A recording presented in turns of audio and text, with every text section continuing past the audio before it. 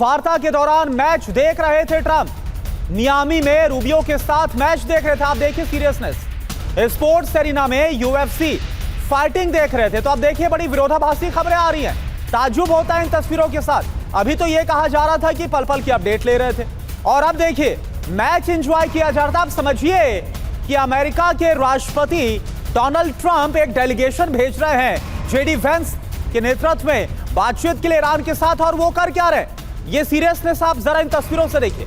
और देखने भी पहुंचे फाइटिंग। चलिए आगे बढ़ते हैं। तेहरान से आए 3 विमान, जी हां, पाकिस्तान के एयरबेस पर उतरे हैं। 3 विमान रावलपिंडी के नूर खान एयरबेस पर उतरे। ये थोड़ी देर पहले की खबर है, और ये खबर महत्वपूर्ण इसलिए हो गई थी क्योंकि उस वक्त ये खबरें सामने आ रही थी कि जो ईरान का डेलीगेशन पाकिस्तान में पहुंचा है उसने अपनी सुरक्षा को लेकर चिंता जाहिर की है, और रावलपिंडी के नूर खान एयरबेस पर लैंडिंग होती है तेहरान से आए विमानों की। तो वार्ता फेल होनी थी, पहले से पूरी जो स्क्रिप्ट है वो तैयार थी। अब वजह क्या है आप जानिए। पहली वजह, ट्रंप ने पहले ही धमकी दी थी कि ईरान को शर्तें माननी ही होगी। दूसरी वजह, ईरान ने बातचीत शुरू करने के लिए ही 2 शर्तें रख दी कि लेबनान में सीजफायर हो और ईरानी संपत्ति डीफ्रीज हो जाए। इसके अलावा और क्या जानकारी सामने आई? तीसरी वजह, वार्ता में शामिल स्टीव विटकॉफ, इसके साथ साथ जैरेड कुशनर कि अगर बात करें तो इनको लेकर ईरान को बिल्कुल भी भरोसा नहीं था। चौथी वजह क्या, वार्ता से पहले संपत्ति डीफ्रीज होने को लेकर भी जो दोनों पक्ष हैं वो एक पेज पर नहीं थे। अगली वजह क्या सामने आ रही है? 7वीं वजह आप देखिए, वार्ता। 5वीं वजह, वार्ता के बीच में ही अमेरिकी डिस्ट्रॉयर होर्मुज स्ट्रेट पहुंच गए थे और हमने देखा जो वॉरशिप है उनको तैनात अमेरिका की तरफ से कर दिया गया। 6ठी वजह आप देखिए, 21 घंटे की बातचीत के दौरान लेबनान पर इजरायली हमले जारी रहे। और 7वीं वजह क्या है, वार्ता के बीच ईरानी जहाज से IRGC अफसर इस्लामाबाद पहुंच गए थे। और देखिए इमरान अली रियाज साहब जो कराची से हमारे साथ पत्रकार है, पाकिस्तान से जुड़े हुए हैं। इमरान अली रियाज साहब, तो फिर यह ड्रामा क्यों रचा गया, और वो भी पाकिस्तान के इस्लामाबाद को ही क्यों वेन्यू चुना गया, जब सब कुछ पहले से तय था? ये तो पूरी दुनिया को पता था जो शर्तें ईरान ने रखी है, जिस तरह की बातें अमेरिका मनवाने जा रहा है वो होने वाला नहीं है। तो ये सब कुछ क्या था? शुक्रिया जी, ये कोई ड्रामा नहीं रचाया गया। पाकिस्तान ने आलमी अमन के लिए, दुनिया के लिए, लाखों करोड़ों लोगों के लिए एक बहुत ही पुरखलूस एफर्ट की। और जैसे कि आप सब लोगों ने देखा कि जेडी वेंस को भेजने का मकसद ये था कि मुज़ाकरात को कामयाब बनाना। अगर अमेरिका ने ये मुज़ाकरात नाकाम बनाने होते तो जेडी वेंस की जगह मार्को रूबियो या पीट हेग्सेट मुज़ाकरात करने इस्लामाबाद लैंड करते।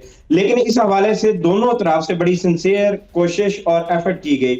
मैं आपको यहाँ पे खबर देता जाता हूं कि जो अमेरिका की 15 नुकात थे, 15 डिमांड्स थी, रात कोई 3, साढ़े 3, 4 बजे के करीब उनमें से 11-12 डिमांड्स पर अमेरिका और ईरान के दरमियान इत्तफाक़े राय हो चुका था।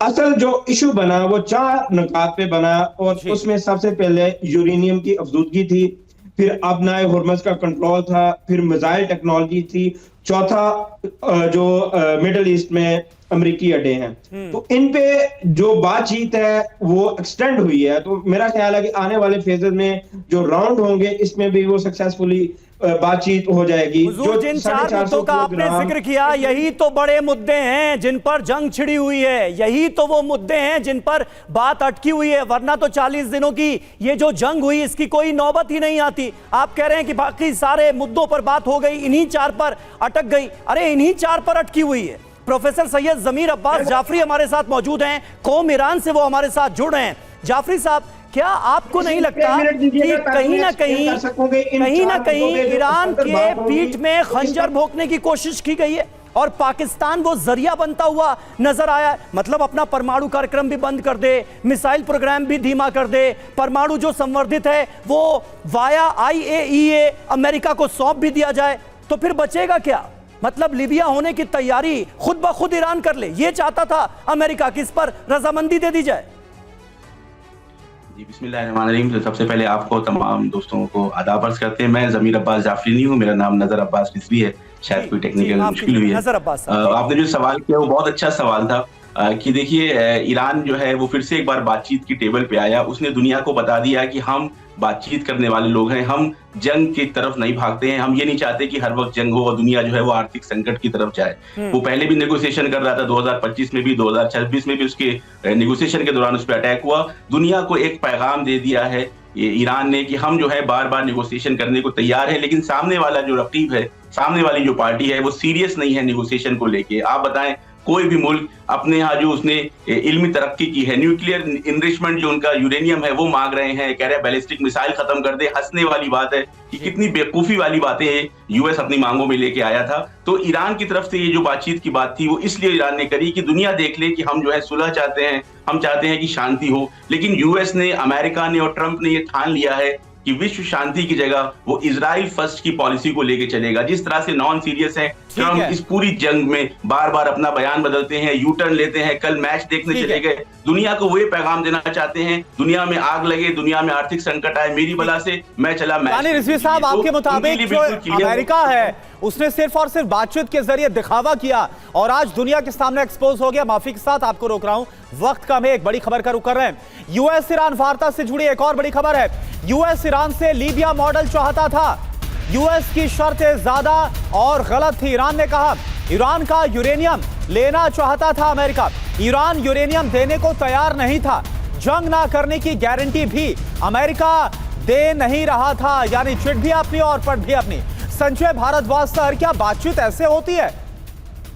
नहीं, निश्चित रूप से करुणा, बातचीत ऐसे हो ही नहीं सकती। पहली बात तो कि ट्रस्ट डेफिसिट बहुत स्ट्रांग था दोनों ही पार्टी के बीच में। और ये जो बैक स्टेपिंग की बात की, जब ओमान में जब उनका नेगोशिएशन चल रहा था तब अटैक कर दिया। अभी पाकिस्तान में तो ईरान को कोई भरोसा नहीं था अमेरिका, पहली बात। दूसरी बात कि कोई भी नेगोशिएशंस होता है, बातचीत होती है, उसका एजेंडा सेट होता है, कोई सहमति के पॉइंट्स को आइडेंटिफाई किया जाता है कि ये पॉइंट्स हैं, इन पर कुछ सहमति बन सकती है, कुछ हद तक आप आगे बढ़ सकते हैं। फिर जो कोर इश्यूज़ हैं जिसमें न्यूक्लियर इशू है, स्ट्रेट ऑफ हॉर्मुज़ है, या आप अटैक्स जो हिजबुल्लाह पे हो रहे हैं उनको लेके, इन मुद्दों पे फिर बात हो सकती थी। लेकिन कोई भी ये लग रहा था जल्दबाजी में एक फेस सेविंग की दुनिया को दिखाना है कि अमेरिका नेगोशिएशन करना चाहता है, डायलॉग करना चाहता है। मुझे लगता है कि ट्रंप साहब को वहाँ चुनाव की बड़ी चिंता है और उनका जो डोमेस्टिक अपना जो कॉन्स्टिट्यूएंसी है उसको दिखाने का कि हम ईरान के साथ में युद्ध नहीं चाहते, हम वहाँ पे डायलॉग पीस करना चाहते हैं। लेकिन हकीकत ये है कि अभी भी जो अमेरिका की जो इजराइल फर्स्ट पॉलिसी है और जो दबाव है, ये जो सऊदी अरबिया और यूएई का जो दबाव है कि बिल्कुल ईरान को आप ख़त्म कीजिए, वो मुझे लगता है पॉलिसी ज़्यादा डोमिनेट कर रही है बजाय कि एक सिंसियर बिल्कुल। और इसीलिए यह दिखावा किया गया है इस्लामाबाद में, ताकि 25th अमेंडमेंट की जो बातें चल रही हैं अमेरिका के अंदर, कुर्सी छीनने की जो कोशिश हो रही है, डोनाल्ड ट्रंप की महाभियोग लाने की जो बातें हो रही हैं, उन मुद्दों को भी कहीं ना कहीं एड्रेस किया जा सके और दिखाया जा सके कि देखो हम तो बातचीत की कोशिश कर रहे हैं।